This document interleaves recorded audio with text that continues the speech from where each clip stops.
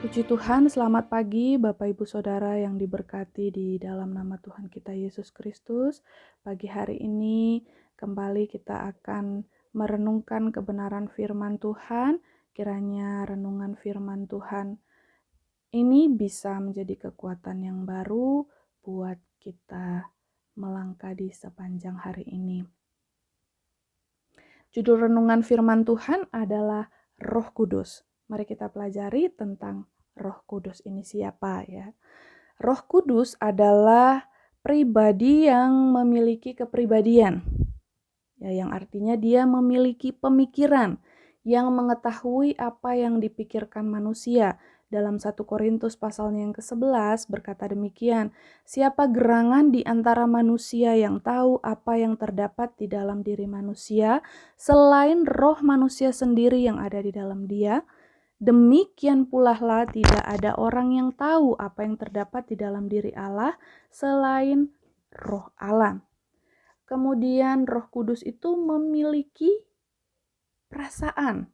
Dalam kitab Roma pasalnya yang ke-15 ayatnya yang ke-30, tetapi demi Kristus Tuhan kita dan demi kasih Roh, aku menasihatkan kamu saudara-saudara untuk bergumul bersama-sama dengan aku dalam doa kepada Allah untuk aku. Jadi Roh Kudus itu adalah pribadi yang memiliki perasaan. Ia mengasihi, dan yang terakhir, Roh Kudus adalah pribadi yang memiliki kemauan, yang mengerjakan atau melaksanakan segala sesuatu menurut kemauannya dia. Dalam 1 Korintus pasalnya yang ke-12 ayatnya yang ke-11 berkata demikian. Tetapi semuanya ini dikerjakan oleh Roh yang satu dan yang sama, yang memberikan karunia kepada tiap-tiap orang secara khusus, seperti yang dikehendakinya. Jadi Roh Kudus juga adalah pribadi yang dalam segala hal sama dengan Allah Bapa. Dia tidak berbeda ya, begitu juga dengan Allah Anak. Keseluruhan sifat ilahi Allah Bapa dan Allah Anak ada padanya. Nah, mari kita pelajari mengapa Roh Kudus itu datang.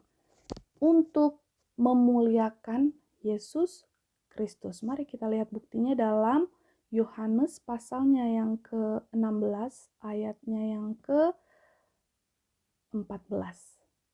Ya, Yohanes pasal 16 ayat yang ke-14.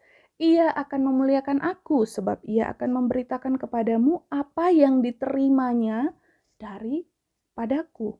Karena kita ketahui bersama Yesus ini adalah satu-satunya jalan kebenaran yang mencari dan menyelamatkan yang hilang. Itu juga tertulis dalam kitab Lukas pasalnya yang ke-19 ayatnya yang ke-10. Sebab anak manusia datang untuk mencari dan menyelamatkan yang hilang.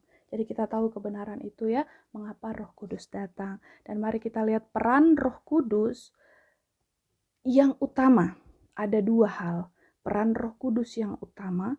Yang pertama adalah sebagai meterai. Ya. Yang pertama adalah sebagai meterai. Efesus pasalnya yang pertama. Efesus pasal yang pertama ayatnya yang ke-13 dan ayatnya yang ke-14 saya bacakan. Di dalam Dia kamu juga, karena kamu telah mendengar firman kebenaran, yaitu Injil keselamatanmu. Di dalam Dia kamu juga ketika kamu percaya dimeteraikan dengan Roh Kudus yang dijanjikannya itu. Dan Roh Kudus itu adalah jaminan bagian kita sampai kita memperoleh seluruhnya, yaitu penebusan yang menjadikan kita milik Allah untuk memuji kemuliaannya. Jadi peran Roh Kudus yang utama adalah sebagai meterai orang-orang percaya karena ia adalah jaminan dari keselamatan penuh kita. Kemudian peran Roh Kudus yang kedua adalah sebagai penghibur. Kata penghibur menandakan akan kehadiran Kristus yang terus-menerus dengan kita. Kristus itu tidak pernah menjadikan tidak pernah menjanjikan kepada kita kehidupan yang serba senang yang tanpa kesulitan.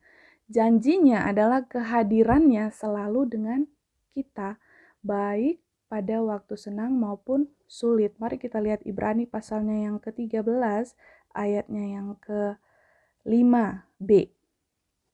Ya, aku sekali-kali tidak akan membiarkan engkau, dan aku sekali-kali tidak akan meninggalkan engkau.